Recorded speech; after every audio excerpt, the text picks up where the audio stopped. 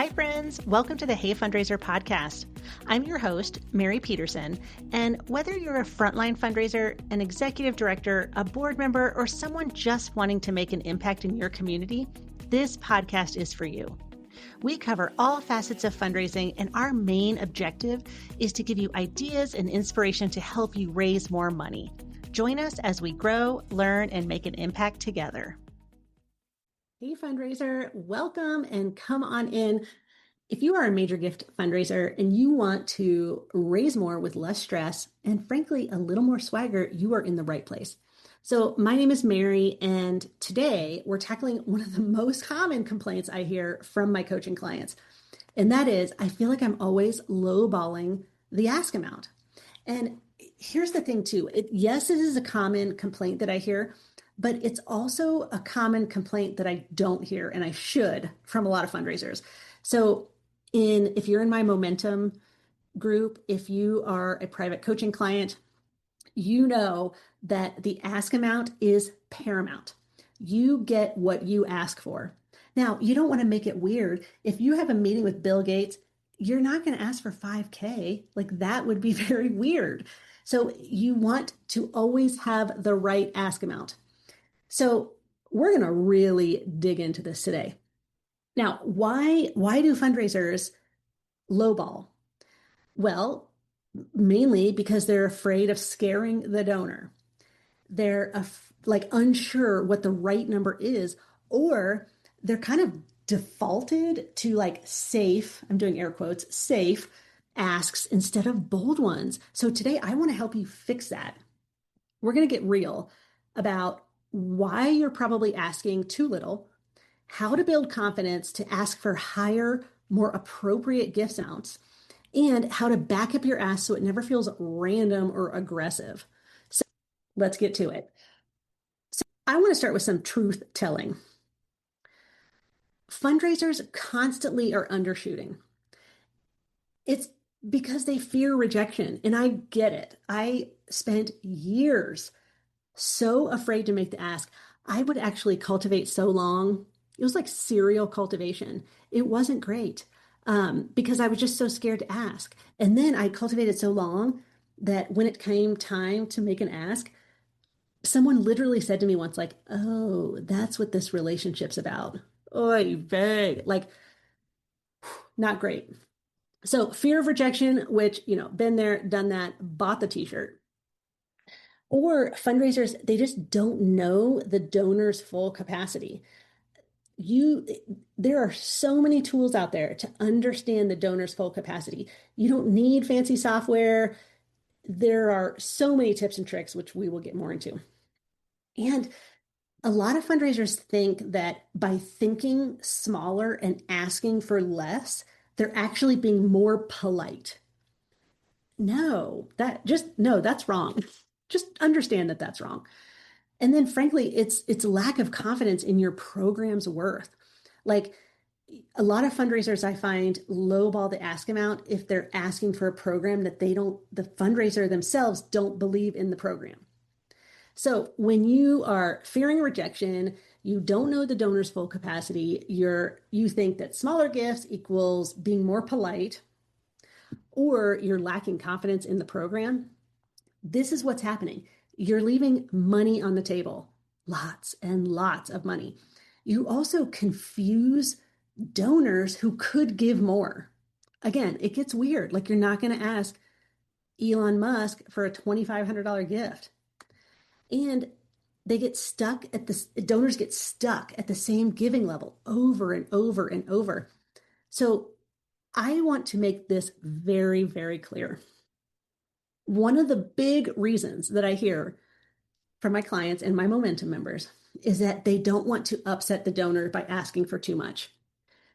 In fact, I literally wrote this down the other day. Somebody said to me, I will offend a donor if I make a bold ask. Okay, no. Well, first of all, donors appreciate a bold vision. But secondly, donors don't get offended by bold asks. They get confused by vague ones. So one of the things that has happened to me, and I think back and it's kind of cute and it's kind of funny.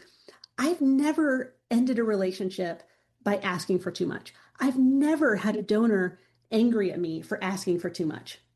You will get what you ask for. If you want to ask Jeff Bezos for 10 grand, he's not going to be like, no, I don't want to give you 10 grand. I want to give you 10 million. That doesn't work. He would write you a check for 10K. So what happens when you go bold, if you go too bold? So let's say I'm soliciting you and I'm going to ask you for $1 million gift. Well, what happens if you ask someone for $1 million gift and they can't give $1 million gift? Most of them first will laugh. Then they'll be like honored. They'll be like, wow, I can't believe that you thought I could give $1 million. Like, that's kind of cool. And of course, they'll be like, I can't do 1 million, but I could do 250,000. But are they angry? No, they're flattered. So put that in your back pocket, fundraisers. I mean, we're going to get into all kinds of tips and tricks here, but the bedrock of this content today is that donors don't get offended by large ask amounts. They are confused by vague ones. And when donors are confused, they don't give.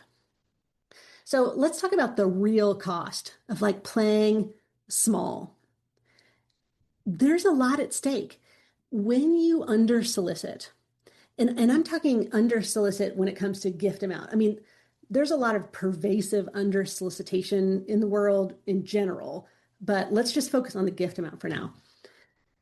When you under solicit the amount, you lowball your people, you diminish the urgency and importance of the work of your organization. You make donors who want to create transformational change believe that they are not needed. Your organization doesn't need them. And you also train your donors to expect to be asked for small gifts. I'm going to say those three things again, and I know it's bold. I'm feeling spicy today. When you under solicit dollar amounts, you're diminishing the urgency and importance of your organization. You are making transformational donors think they're not needed, and you are training your donors to think small. So here's a couple examples. If you ask for a $10,000 gift and they say yes immediately, you should be walking away thinking, I have under solicited. Could I have asked for 50,000? Now you have to wait another year or more to try again. Now, if you haven't heard my podcast, I do have a strategy on how often to ask. I wholeheartedly believe in ask once and thank for 364 days. You can kind of look at that podcast if you're interested in that. But I would recommend only soliciting once a year. So if you ask somebody for 10K and they say, absolutely, here's 10K, it's weird. You're over soliciting if you go back and ask for another 50,000. Okay, so here are some factors to consider before naming an amount. Please, for me, don't pull numbers out of thin air. So here is your confidence formula. 1, look at this person's capacity. What do you know about their giving to other places? Do they have a donor advised fund? Do they have a family foundation? Do they sit on boards or make political contributions? I mean, use public data, use wealth indicators, understand the peer giving. When you look at capacity, you can understand the range that you're asking for. Now, paired with that is affinity. Has this person ever given to you before, and at what level? Now, most major donors, I mean, if you're cultivating and you're about to solicit for a pretty significant 6 or 7-figure gift, 99.9% of the time, that donor's already given to you. They've been giving to you for many years, usually. They have to have affinity.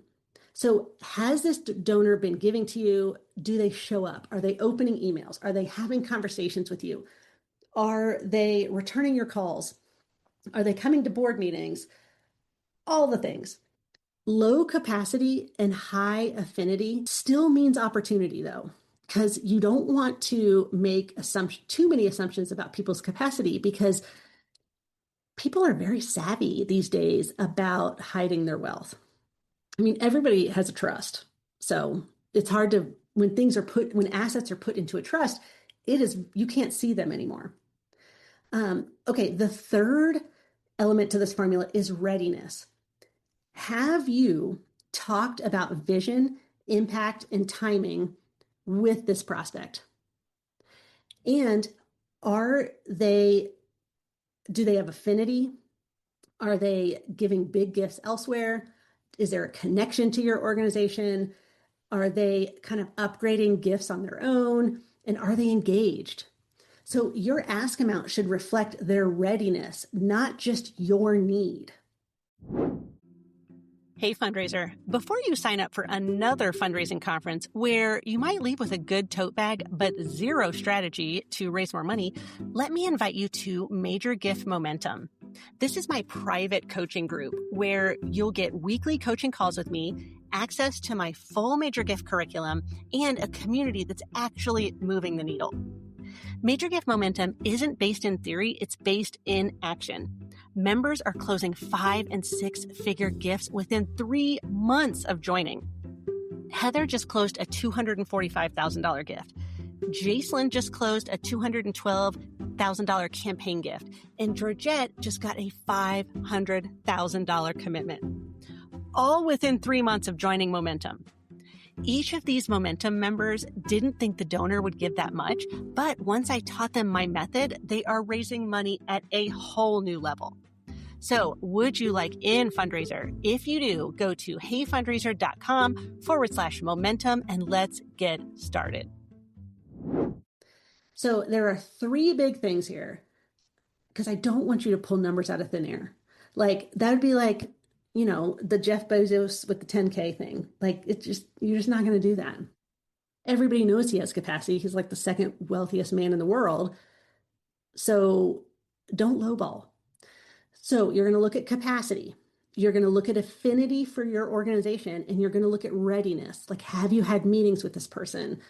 What have those conversations been about? Are they ready for a solicitation?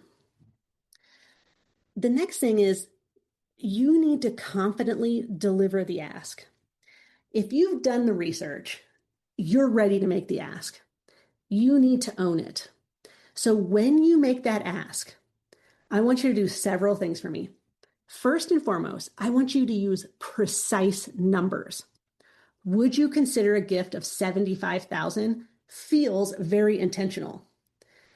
Would you make a gift somewhere between $50,000 and $100,000? Sounds uncertain. Choose the former, please. I also want you to name the impact. Something like a gift of $250,000 would fund this pilot program for its first 3 years. So, precise number, naming the impact. The third thing you want to do is match the tone to the donor. Some people, you can use a direct ask. Some people want to co-create with you. Some people like to negotiate. You need to make your ask in a way that's going to land with the tone of that donor, what that donor responds to. So I'm going to link in the description below another podcast video that I filmed about 5 ways to make an ask. Okay, you also want to keep your solicitation clean. No softeners, no apologies, no nervous energy. I want you to bring good energy, confidence. You do not need to say, I'm sorry to ask, or I hope this isn't too much, or you don't have to make the gift this year if you're not ready. None of that. We're going to keep it clean. No softeners, no apologies, no nervous energy. And then lastly, I want you to be ready with options. So if the top number that you talk about doesn't land, you could have a follow-up ask that is still meaningful. It's still a meaningful amount for this donor. So if you're asking for $100,000 and they're not really giving you anything back, they're saying, that just is too much. Does 75,000 feel better? Put another number out there. Don't go too low, but start naming numbers until they're like, okay, that's where I feel comfortable. So be ready with a couple options.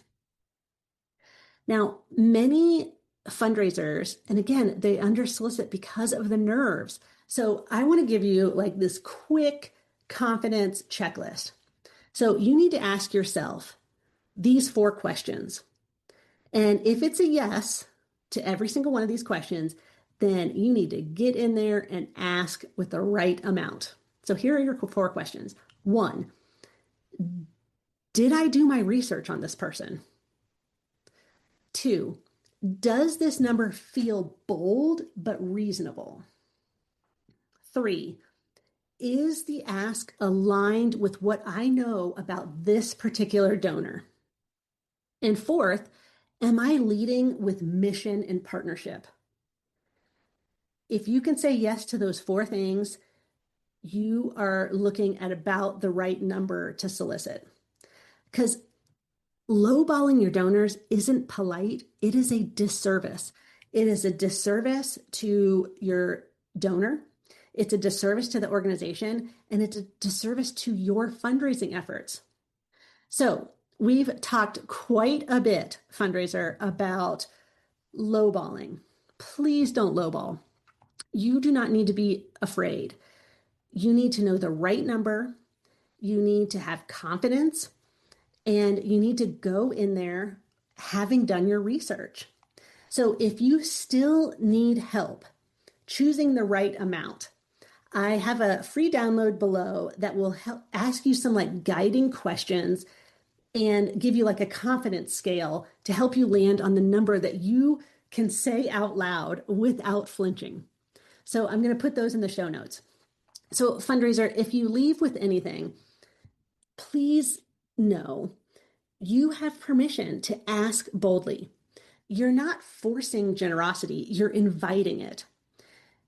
One of the big things that I talk to my major gift momentum clients about and my private coaching clients, we don't want, as fundraisers, we should not be making decisions on behalf of our donors. You're making decisions on behalf of your donors when you're not presenting opportunities. And that's what we do. We present opportunities.